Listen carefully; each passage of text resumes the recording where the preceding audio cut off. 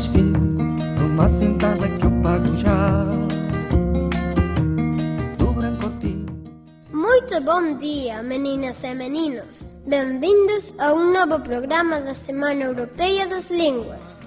Hoxe, a turma de quinto, queremos convidarvos a viaxar por Portugal, o país veciño. Não me obriguem a vir para a rua gritar. Cando organizamos unha viaxe, debemos pegar nun mapa e localizar o noso destino. A primeira paraxe desta viaxe é Lisboa, a capital.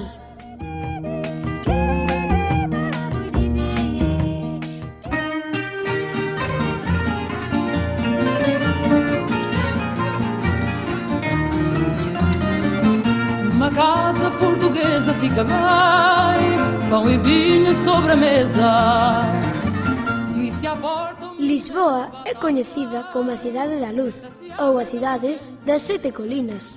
O máis característico da cidade son os miradouros, dende onde se pode ver o río Texo. Os monumentos máis visitados son o Mosteiro dos Xerónimos, a Torre de Belém, o Castelo de San Xorxe. Cheirinho alecrim, cacho de uvas doiradas. Se queren sentirse lisboetas, non pode faltar unha voltiña pelo barrio da Alfama ou do Xiado. Aquí poderemos ouvir o fado, música tradicional portuguesa, en cuanto paseamos polas súas rúas estreitas e de pedra.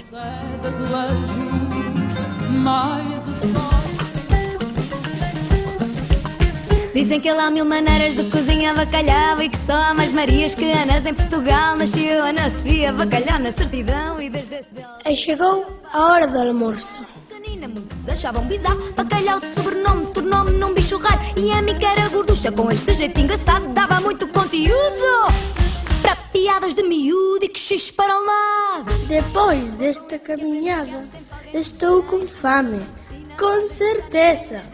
O menú que a nosa chefe preparou para vocês é o seguinte. Como entrada, comezamos con un delicioso caldo verde, que é un caldo moito parecido con o caldo galego. Recibe este nome pela cor que lle dá a verdura, finamente picada. Continuamos con bolliños de bacallau, que son unha especie de croquetes feitas con bacallau e puré de batata. Como prato principal, a nosa cociñeira preparou un plato moito típico e moito cupioso, unha francesiña.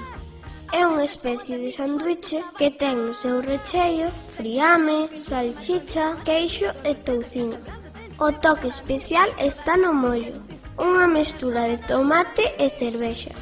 Unha auténtica delicia. Para finalizar, unha sobremesa que é un espectáculo. Os pastéis de nata. Experimenten as natas, con ou sen canela. Van a adorar.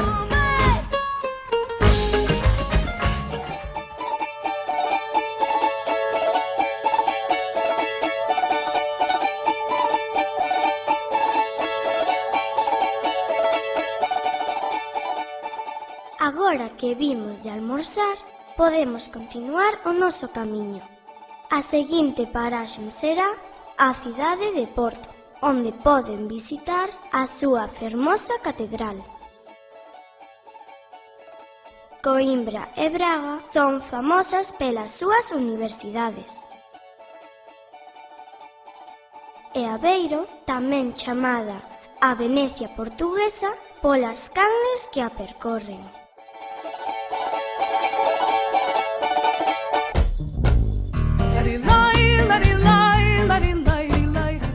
O portugués, a lingua de Portugal.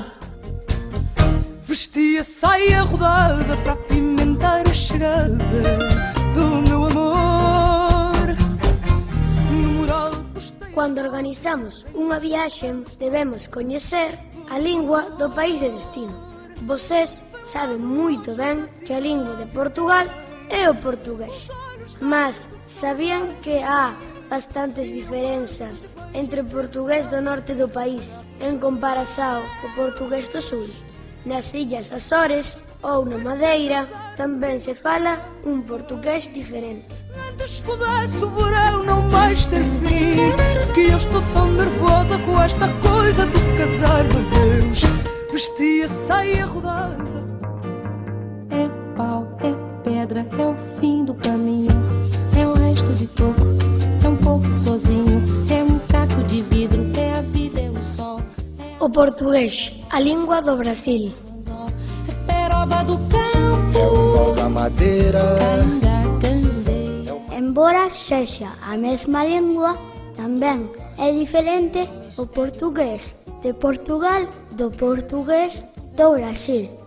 Aquí a pronuncia tamén cambia, mas a maior diferenza está no vocabulario. Águas de março é o fim da canseira, é o pé, é o chão, é a mastradeira, passarinho na mão.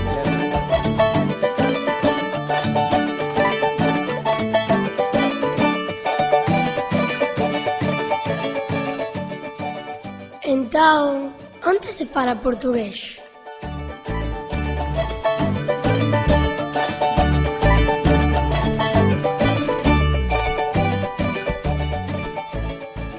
Eu sou de Brasil e falo português. Eu sou de Angola e falo português. Eu sou de Moçambique e falo português. Eu sou de Guiné-Bissau e falo português. Eu sou de Timor-Leste e falo português. Eu sou de Guiné Equatorial e falo português. Eu sou de Macau e falo português.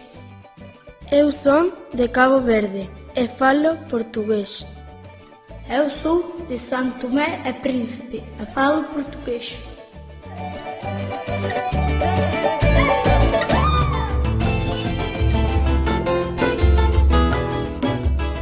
O crioulo. No conche na Angola, de divertir na roça.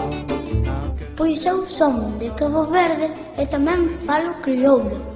O crioulo é unha lingua que ten a súa orixe na fala dos escravos, na época dos descubrimentos portugueses. Esa fala dos escravos, xunto co portugués, deu lugar á lingua crioula. Na actualidade, en Cabo Verde, fálanse as dúas linguas, o portugués e o crioulo. Este tempo trota baba, não corre risco de perder nos raça. Anacos de historia. Grândola Vila Morena, terra da fraternidade. Se é importante coñecer o país e a súa lingua, tamén é importante saber un bocadiño da súa historia. Nos séculos XV e XVI, o Reino de Portugal ten o seu máximo esplendor, conquistando Brasil e territorios de África e Asia. No século XIX, Brasil deixa de ser colonia portuguesa. A partir dese momento, comeza a etapa escura da historia de Portugal, a dictadura de Salazar. Mas, o 25 de abril de 1974, ten lugar unha revolución pacífica que convertirá a Portugal na República Democrática que é hoxe en día. O povo é quem mais ordena, dentro de ti a cidade, dentro de ti a cidade. Grândola Vila Morena, a música da revolución. Terra da fraternidade, Grândola Vila Morena. É precisamente a canção que estamos a ouvir hoxe na Radio Clementina, Grândola Vila Morena, composta por José Afonso. Esta cantiga foi utilizada como símbolo da Revolución dos Cravos. Vila Morena, terra da fraternidade, terra da fraternidade. Persoas importantes de Portugal. Meu bem, ouve as minhas preces, peço que regresses, que me voltes a querer. Eu sei que não se ama sozinho, talvez. José Saramago foi o primeiro escritor portugués e o único ata o momento en gañar o Premio Nobel. Os seus libros foron traducidos a moitas linguas.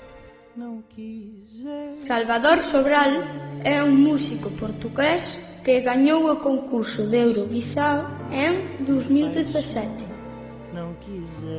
Mas, se falamos de persoas coñecidas, a máis famosa debe ser Cristiano Ronaldo. Ten ata un museo propio na Madeira, a illa portuguesa onde naceu. O meu coração pode amar pelos dois. Dados curiosos sobre Portugal.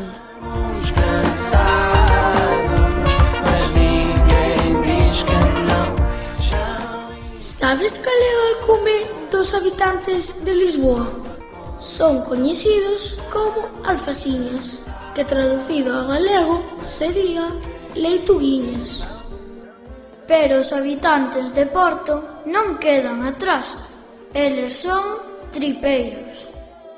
En Lisboa há un medio de transporte que aquí non o temos, o eléctrico, tamén chamado tranvía. Sabes que en Portugal hai un xogo moito divertido que se chama pega-pega? Anímate a probar. Água com limão, estamos cansados, mas ninguém diz que não. Chão e carvão. Que programa tan espantoso vos quedou? Pero que dis? Quedounos sensacional. Xa, eso mismo che dicía eu, porque en portugués a palabra espantoso significa asombroso. Así que sí, estamos de acordo, quedouvos un programa espantoso. Mas ninguém diz que não.